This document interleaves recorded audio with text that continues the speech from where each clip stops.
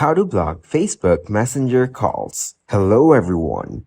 In this video, I will show you how to block Facebook Messenger calls.